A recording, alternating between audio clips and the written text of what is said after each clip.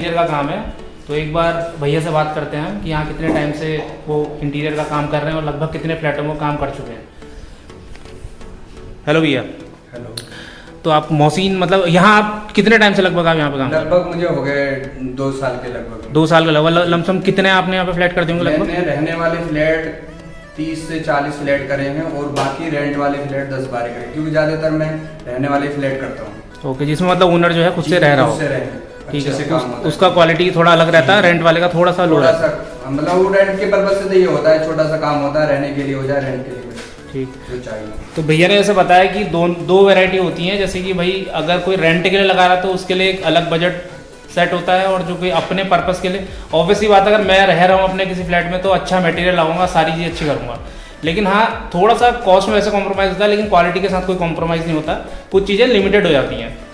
तो अभी यहाँ पे ऐसे भैया का काम अगर हम दिखाऊँ तो यहाँ पे एंट्री अगर हम करते हैं तो ये एंट्री हुई है, यहाँ से आप देखिए। ये भैया हॉल कितना है लगभग? ये 22-12 का है। 22 बाई 12 का हॉल है। इस पर आप देखिए ऊपर फॉल सीलिंग काफ़ी बहुत सही लग रही है, अच्छी लग रही है फॉल सीलिंग काफ़ी। और एक भैया नीचे काम कर रहे हैं, लैमिनेट का कुछ चल रहा है। और बाकी ये यहाँ पे टीवी यूनिट का डिज़ाइन उन्होंने सेट किया हुआ है, यहाँ पे एलसीडी पैनल भी बोलते हैं इसको। और इसमें वो लगेंगे लाइटें वाइटें लगेंगी कुछ? ये लाइटें नहीं, सिंपल आता है, क्योंकि लाइटें हम ऊपर सारे दे रहे हैं, ज़्यादा लाइटें हो जाती हैं तो उससे क्या होता है, शुरू में तो लाइटें काफी लोग लगा लेते हैं, लेकिन उसके बाद उसको मेंटेनेंस करना बड़ा मुश्किल हो जाता है। हाँ, तो ये इसलिए मेरी ज्यादातर यही क्लाइंटों से ये रहता है कि कम से कम लाइट लगाएं, जहां रिक्वायरमेंट हो उतनी लाइटें लगाई जाए, क्योंकि उसको मेंटेनेंस करना फिर आसान हो जाता है। चलो, ये बहुत सही बात बताई भैया ने। और इधर ये किचन का एरिया है जो कि काफी ब्रॉड बना दिया। ये सर्वेंट रूम था ना इधर?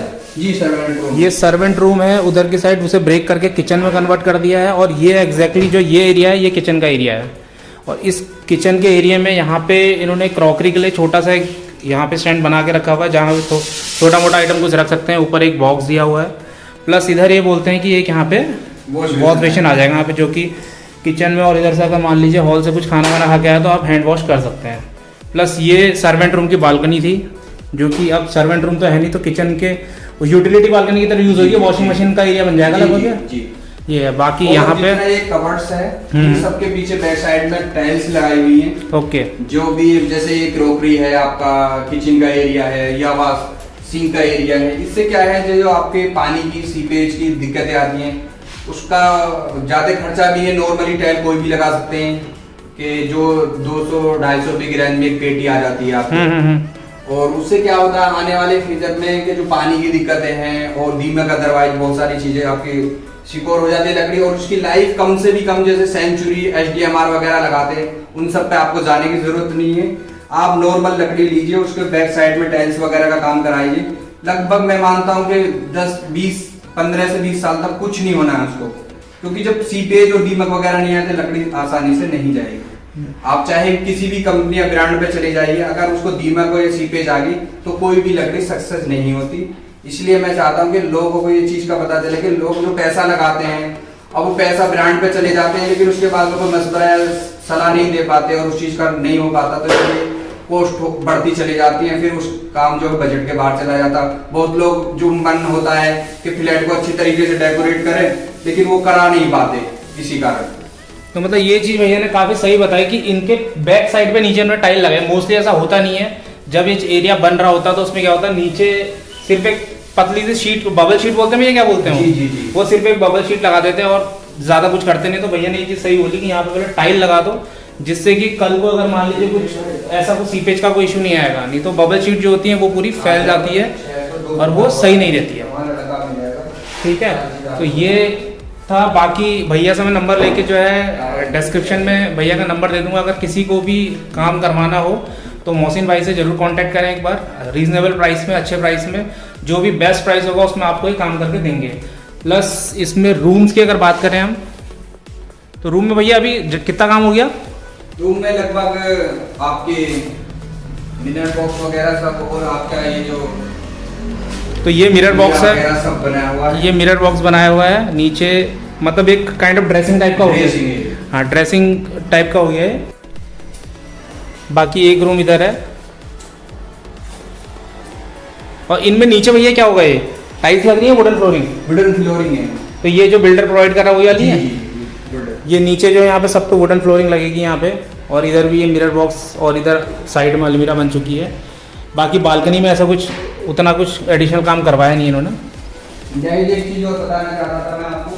हाँ भैया आप बताइए। देखिए कि जो ज्यादातर क्या करते हैं लोग, एसी में समय बड़ी प्रॉब्लम क्या आती है, गैस लीकेज की। शुरू में तो एसी लगाना आसान होता है स्प्लिट एसी में, उसके बाद में ड्रेन और गैस लीकेज की बहुत शिकायत आती है। तो मैंने क्या किया, जितने भी फ्लैट है मेरे उन सब में विंडो के ऊपर एक होल करके पाइप निकाली है, जिससे इन केस कभी इन फ्यूचर अगर आपको लीकेज या ड्रेन की प्रॉब्लम हो, आसानी से पाइप निकालो और ज्यादा तोड़फोड़ करने की जरूरत ना पड़े। जिससे पेंट आप कॉस्टली लगाते हैं, इसमें जो पेंट लग रहा हो आपका जैसे प्लास्टिक पेंट वगैरह यूज करते हैं तो बहुत कॉस्टली होता है, तो दुख होता है जब वो उसके बाद में तोड़ते हैं फोड़ते हैं। तो इसलिए मैं एक होल कराता हूँ, उसके बाद में स्प्लिट एसी को आसानी से लगा देते हैं। इनकेस इसमें मेंटेनेंस में कोई शिकायत या दिक्कतें नहीं आती। तो यही है छोटी छोटी ड्रेसिंग एरिया है। बातों के बारे में काफ़ी सोचा हुआ भैया ने, सारी चीज़ें कर रखी है। हाँ, ये ड्रेसिंग का एरिया है, तो ये चीज़ भी काफ़ी सही है। ये इनिशियली स्टार्टिंग से सोचना पड़ता है, क्योंकि बाद में ये तोड़-फोड़े होती हैं, एसी लगता है स्प्लिट एसी। विंडो में तो इतना इशू नहीं आता।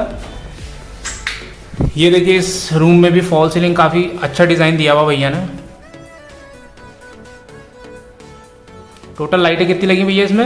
8 लाइट, 4 एक से।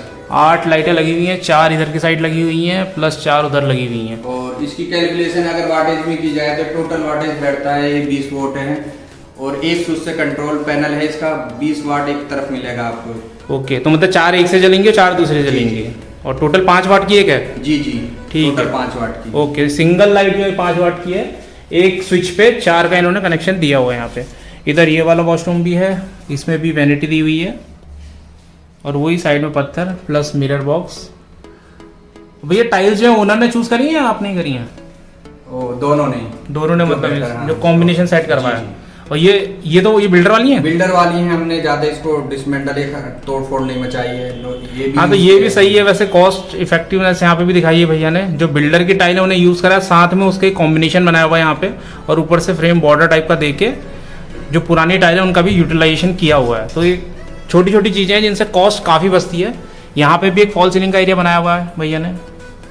इसमें साइड में वो लगेंगी जी स्ट्रिप लाइट, कोब लाइट कोब लाइट लगेगी यहाँ पे। ठीक है, चलिए ओके भैया। तो ये है